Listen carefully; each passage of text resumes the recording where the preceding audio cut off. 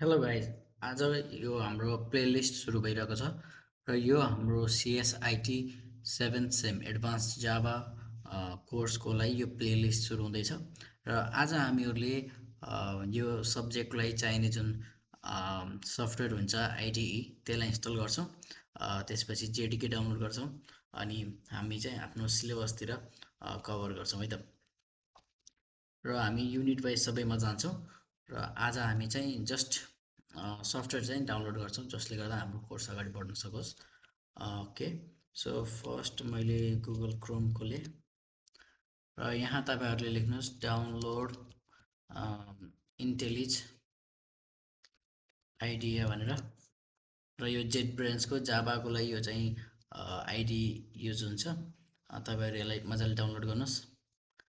त्यस्तै यो डाउनलोड भइसकेपछि हामीलाई एउटा अर्को मेन डाउनलोड जेडिके भन्ने पनि चाहिन्छ र यो ओराकलको जुन फर्स्ट लिङ्क आउँछ यसलाई ओपन गरौँ र यसमा चाहिँ हामीहरूले अहिले न्युवर भर्जन नै हामी इन्स्टल गर्छौँ र अहिले हामी विन्डोजमा छौँ। विन्डोजमा मैले क्लिक गरेँ र यो इन्स्टलर जुन फाइल छ यसलाई हामी सिलेक्ट गर्छौँ र यसरी हाम्रो यो फाइल चाहिँ डाउनलोड भइसक्यो।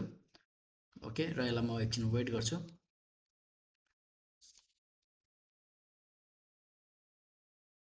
ओके, यसरी यो भइसकेपछि अब यो हामी फाइल खोल्छौँ। यसलाई मैले चाहिँ डाउनलोड फोल्डरमा हुने गर्छ बेसिकली। मैले चाहिँ यहाँ डी ड्राइभमा राखेको छु र यो जेडिके र इन्टेलिज भन्ने हुन्छ। यसलाई चाहिँ हामी अब इन्स्टल गर्छौँ र मेरो यो कम्प्युटरमा पहिलेदेखि नै इन्स्टल भएको छ। म जस्ट तपाईँलाई एउटा इम्पोर्टेन्ट कुरा जहाँ टिक लाउनु पर्ने हुन्छ त्यो टिक लाउने धेरै स्टुडेन्टहरूले भुल्नुहुन्छ। म जस्ट त्यसलाई चाहिँ हामी देखाउँछौँ है त। ल, यसलाई मैले यहाँ सेभ गरेँ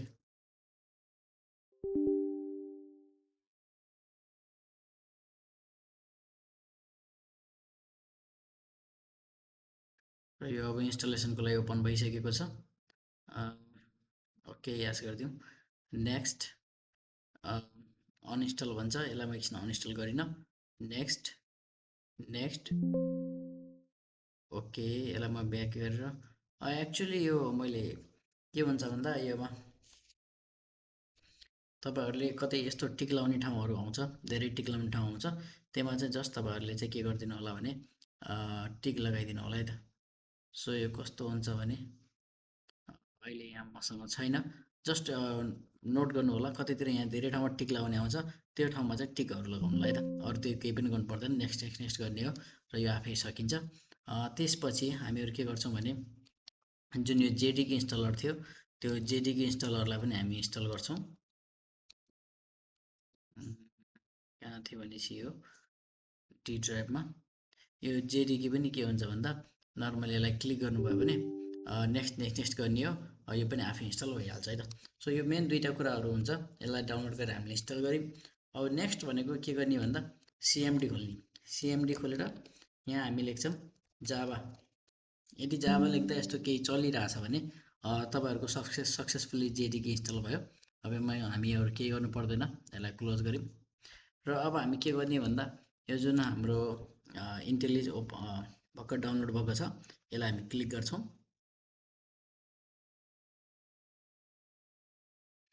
र यो अहिले मसँग दुईवटा पहिलेदेखि छ, यसलाई हामी मतलब गर्दैन, स्किप गऱ्यौँ र न्यू प्रोजेक्टमा क्लिक गर्ने र यसले यहाँ के गर्छ यो हामीलाई मतलब भएन। र यो नेम भन्छ, नेम चाहिँ मैले लेखेँ यहाँ जावा प्रोजेक्ट र यो लोकेसन कहाँ यो प्रोजेक्ट राख्ने भन्छ। म चाहिँ यो डेस्कटपमा सेभ गर्न खोज्छु। यसलाई माथि गऱ्यो भने डेस्कटप भन्ने छ, डेस्कटपमा मैले लेखेँ जावा भनेर। यो फोल्डरभित्र मैले आफ्नो सबै प्रोजेक्टहरू गर्छु र यो जाबामै छ, केही चेन्ज गर्नु परेन। स्याम्पल प्रोजेक्ट राख्नु भन्छ, कोड ल ठिकै छ। यसलाई हामीले क्रिएट गऱ्यौँ र एकछिन टाइम दिउँ, यो आफै खुल्छ। अब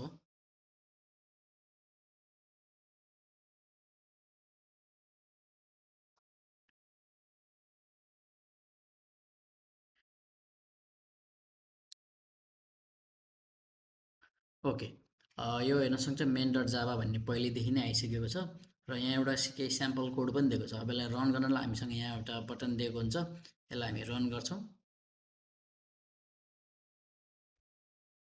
यो हुँदैछ डाउन साइडमा हेर्न सक्नुहुन्छ। यसको आउटपुट पनि देखेको छ है।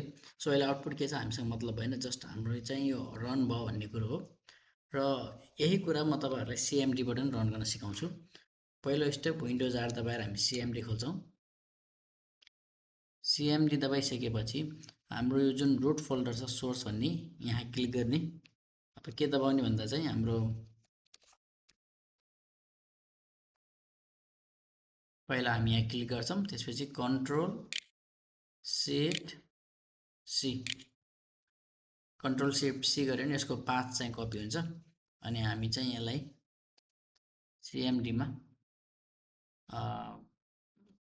पेस्ट गर्छौँ, कन्ट्रोल सिफ्ट बी। ओके, यो हाम्रो पाथ हो। त्यसपछि यो चेन्ज डाइरेक्टरी गरेर यहाँ जान्छौँ। अहिले हामी यो डाइरेक्टरीमा छौँ। अब यसलाई हामी के गर्छौँ भन्दा फर्स्ट थिङ कम्पाइल गर्छौँ। कम्पाइल गर्नलाई हामी लेख्छौँ जावा सी फर कम्पाइल, र फाइल जुन फाइललाई हामी रन गर्न गइरहेको छौँ पहिला त्यसलाई कम्पाइल गर्नुपर्छ। त्यसको नाम जस्तो मेन भन्ने छ, मेन डट जावा।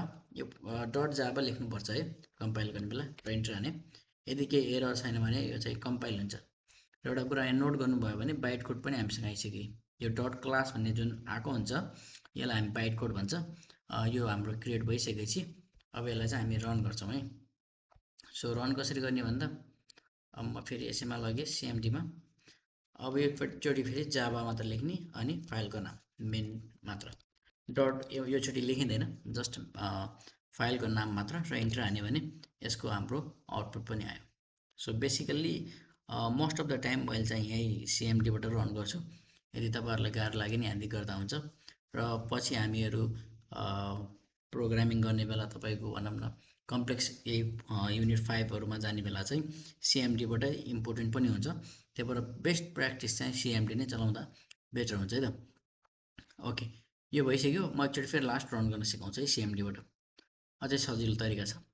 जस्तो यो हामीले डेस्कटपमा जावा भन्ने फोल्डर बनायौँ। यो जावा भन्ने प्रोजेक्ट भन्ने छ। हाम्रो मेन सोर्स प्रोग्राम चाहिँ एसआरसी भन्नेमा हुन्छ। हो, यो हाम्रो मेन भन्ने भेटिसक्यो है। यसलाई म एकछिन डिलिट गरिदिएँ।